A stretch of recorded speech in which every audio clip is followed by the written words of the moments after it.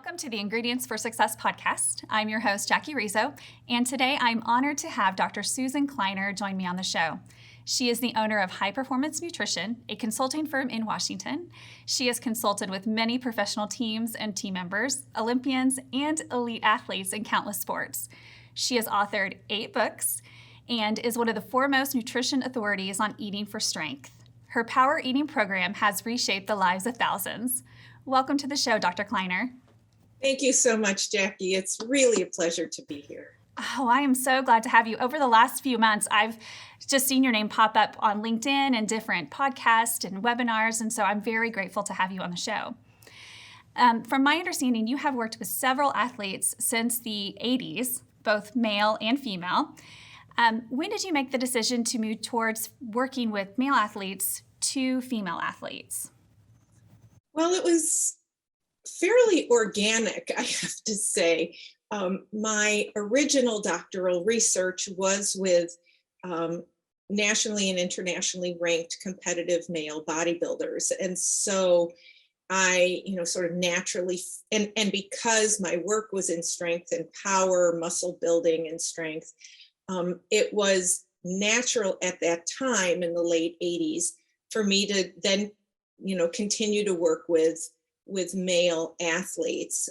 And in that sort of lane of strength and power, there were female athletes, women and girls, competing in strength and power sports, but it was not as prominent as men. And so I was in that sort of lane until I continued my research, where I had the opportunity to go to competitive bodybuilding contests and study females as well as males. And it became abundantly clear at that time that aside from the fact that there was not really much credible data on nutrition, strength and power and building muscle, the nutritional needs of muscles for men, there was even less for women. There was nothing for women,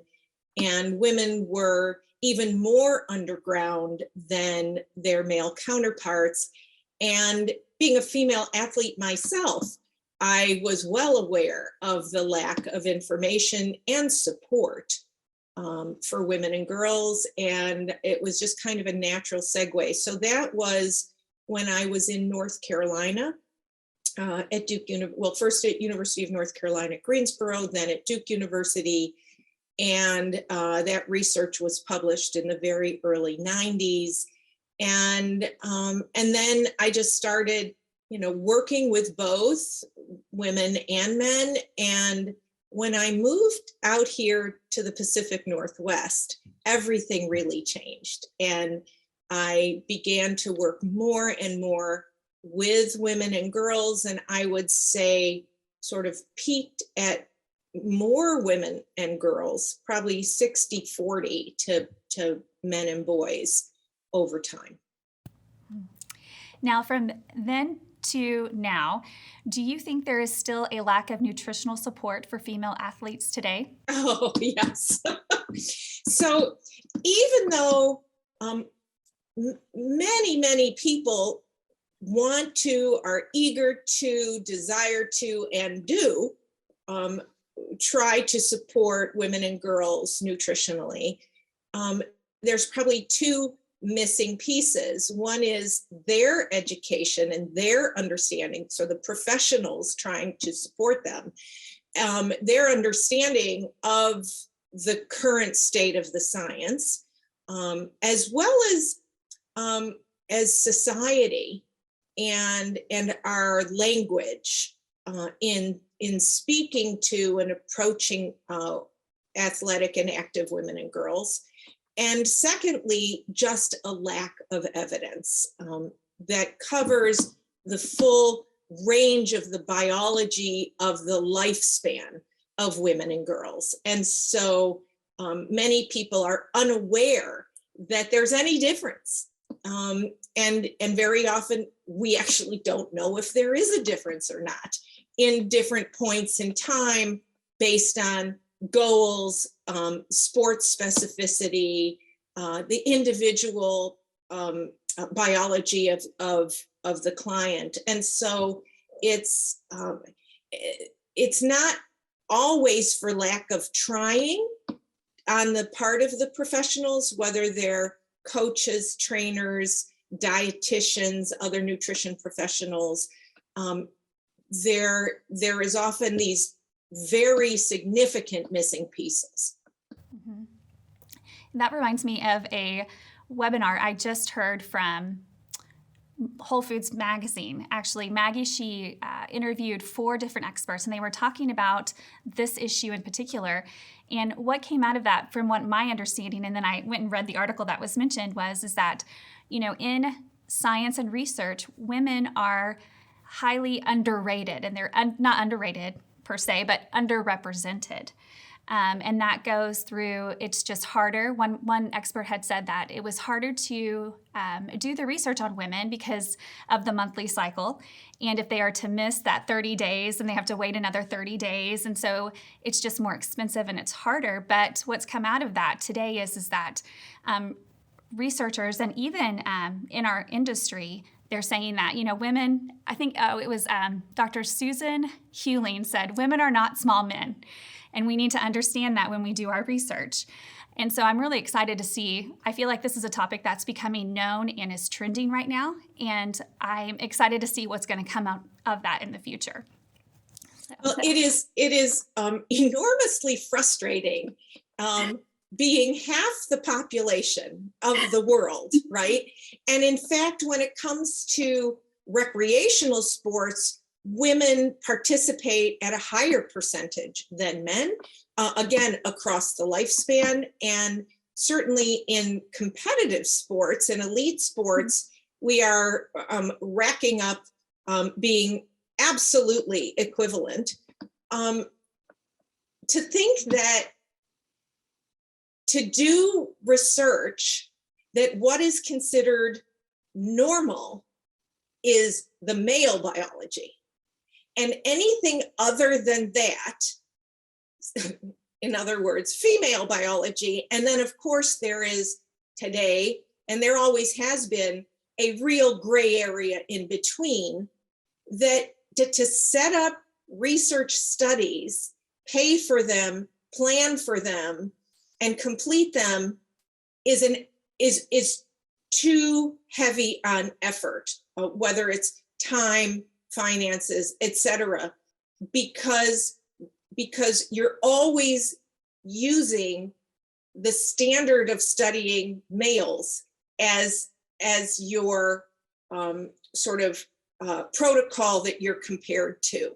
And it makes me very angry that it isn't just as important to set up research protocols and methodology to do the right thing and get the right data for females. It is still putting us as a second-class citizen, and that our information is not as important, despite the fact that our dollars work just as hard.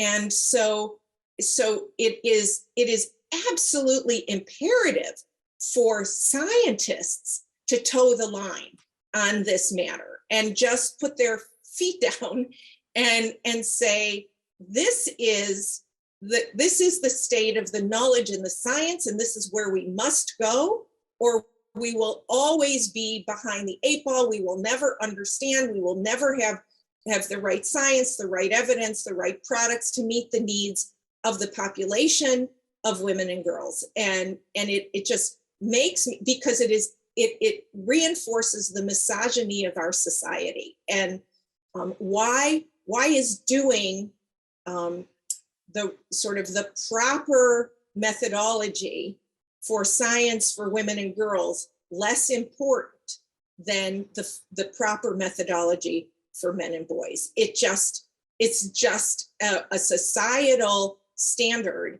that is infuriating, frankly. And it should be infuriating to anyone really that believes in scientific methodology. I would agree with you. I noticed at this recent trade show that we were at, and I walked the floor, and I noticed that there weren't many companies at all. I think there were maybe 3 that actually had women's health products. And not just their products for women, but products that had science behind their ingredients, behind what they are doing and how they are helping women. And I think that the demand is greater now. I think it's always been great. But let me rephrase that. I think that we are voicing our opinion and we're becoming a little louder about the demand and how it is important, like you had just referenced. We are not exactly equal. And even though the time it takes and the money that it takes, the resources are a little bit more for the female gender, it is something that we definitely need to take on so that we have the right data to provide the right products to individuals seeking them. And they're just, I don't mean to interrupt you, but just to say that the more we learn about male biology, we may not have been doing that right all along either. And there are different points in time and that may not be wholly just related to 60 and older and 18 to 60 or 18 to 50, you know. There are probably points in time, if we pay a little more attention to changes that might be fairly succinct, that we could be altering our data as well. And so I just, you know, looking at the sort of the methods of studying men and boys as the standard that we compare everything to, and everything else is different than that standard, is really, to me, history. That's old. It needs to be updated and changed, even in our conversations, that we're not saying, well, it's more expensive and it's this and it's that. Well, yeah. So would we do less than research on men because it costs a little more if we want to look at testosterone replacement or all the studies that cost a little more to do? Because I remember when I did my initial study for my PhD work, it was extraordinarily expensive to get the hormone studies on my subjects. And prior to my studies, they were not measuring the hormone levels of men that were being produced in their own bodies. They were just saying they took this much for this particular bodybuilding research in my area, because it was so expensive. And we made the decision that we couldn't do the research properly if we didn't have that data. And so, because our subjects were taking external sources of anabolic steroids and they were cycling on and off, and if we didn't measure their intrinsic levels, their levels that they were producing themselves and how those went up and down, we wouldn't have really true data that was worthwhile. And so we said, this is just going to cost more.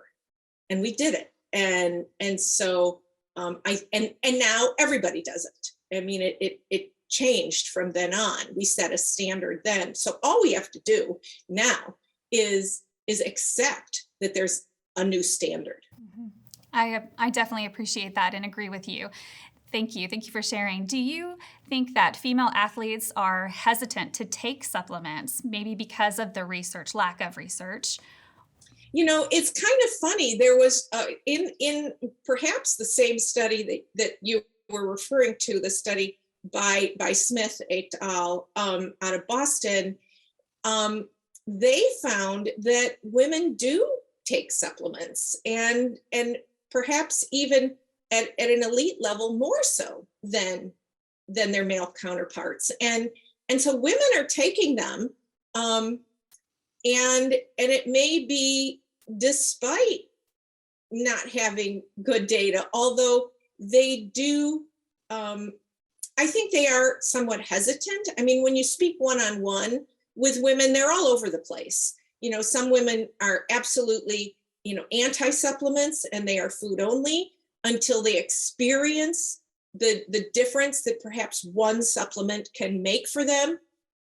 when they are told they can have confidence that this is a clean supplement, it's third-party lab tested, it has evidence behind it. And so, so there's those women, and then there are the women that just say, if this is going to help me, I'm going to take it. I don't care. They are just as goal oriented as everybody else. They want to win just like everybody else, and they will try and experiment with just about anything that may give promise. So they are discerning customers for sure, but they're customers that you want to have on your side. Yes, yes. Back in February, you had attended the Sports and Active Nutrition Summit. And so my next question actually comes from our Director of Product and Brand Strategy, Alexis Collins. She loved having you sit at the table and talk. And her question is what are the top 3 supplements an active woman should be taking to support her life? And do you have any recommendations varying, or do they vary, depending on the age group? Oh yeah. So age group, that's a great question, by the way. And sometimes 3 is not enough. But the age group really does matter, and particularly because of our reproductive lifespan. And so iron is really at the top when it comes to sort of post-pubertal women. Once they enter their years of menstruation, we have a big loss of iron on a monthly basis, and our data are abundantly clear in adolescence and through these years that women typically do not consume enough iron. And even women who are not frankly deficient, who are not anemic, but have low iron stores, we can measure that they are less active. And so a sense of less energy. And so it is critically important to have good iron stores as well as good dietary iron intakes, and that often requires supplementation. Of course, we want to always be measuring, if possible, women. We want to look at blood levels. So, but after our reproductive years, iron supplementation is typically not recommended, specifically because now you can accumulate too much iron because we're not losing iron on a monthly basis.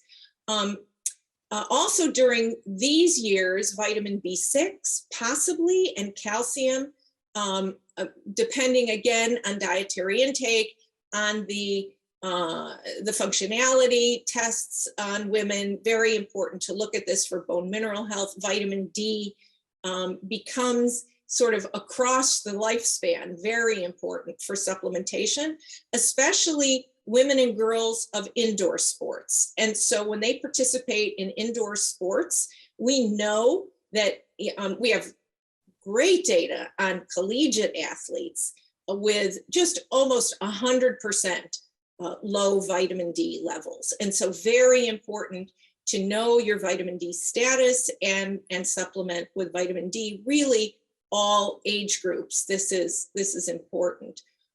Calcium as well throughout the lifespan. And then also high on the list are marine oils, DHA and EPA, and creatine. So we've, sort of as a general recommendation, we can also talk about protein and carbohydrate, right? So if you're not getting in enough protein from food alone, it's important to have a good quality and quantity of protein in your diet for recovery and tissue building and repair and growth, especially in the sort of more still adolescent girls. But again, throughout the lifespan, and we know as we get older, women may need just as much protein, it's not less, and perhaps even more. And so protein supplementation becomes important. And then carbohydrate supplementation based on the specific sports activity that you're doing around your sport. If you are taking in less carbohydrate during the day, sort of in your general diet, perhaps having sort of, I say, sort of a bolus, a glug of carbohydrate in your carbohydrate replacement beverage, or, we think of a sports drink. Getting carbohydrate prior to your training and and maybe during and after, again, depending on your specific needs. This is commonly found in active and athletic women, particularly where they are restricting carbohydrate a little bit in their diet based on sometimes really bad information. Sometimes it is useful in what they're trying to accomplish. And so we replace it. And I always say, put your carbs to work for you. Make sure you fuel your training, never underfuel your training. And then carbohydrate in your recovery, beverage, let's say post-exercise, so that you refuel for the next bout of exercise. Mm-hmm. Yes, thank you for that. You reminded me, we have an ingredient called NEM, which is an eggshell membrane, and we have had a study done on it through postmenopausal women. And, as they go through this, women, we all go through this stage, and with estrogen, and there's just this loss that happens. And so it's actually just a really interesting study to do that for joint health. And you had mentioned recovery and carbohydrates, and so I just really appreciate that. In closing, what changes do you hope to see in the dietary supplement industry as it pertains to women's health? I really want an authentic conversation with women and female consumers. And that authentic conversation means that you listen to their words. And as you know, in marketing, emotions matter, and women are very emotional about this. It is very upsetting when you call a company in customer support, and this actually, I have this documented. When you call a company for customer support and say, I'm trying to increase my time, increase my speed, lower my time and my power for running a half marathon. And the answer, what products do you have? And the answer that we got was, this product will help you lose weight and get sexy. This is what you want. This is the product you want. It really is it's good. It's a fat burner, and you'll really feel, skinnier and sexier. Now, I have to say that was a few years ago. I think that is starting to go by the wayside, that language, but that emphasis just isn't. And if you look at the breadth of products, women want to improve performance, and it is very hard to find products that say, we're going to help you improve your performance. And the thing is, there's not a lot of data.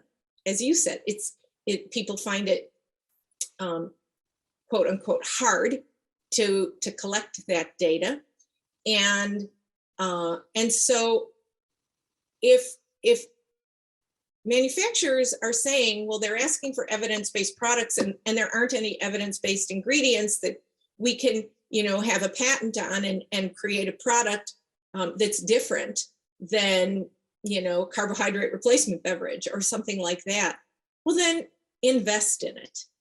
Just invest in it. Whoever does is going to win.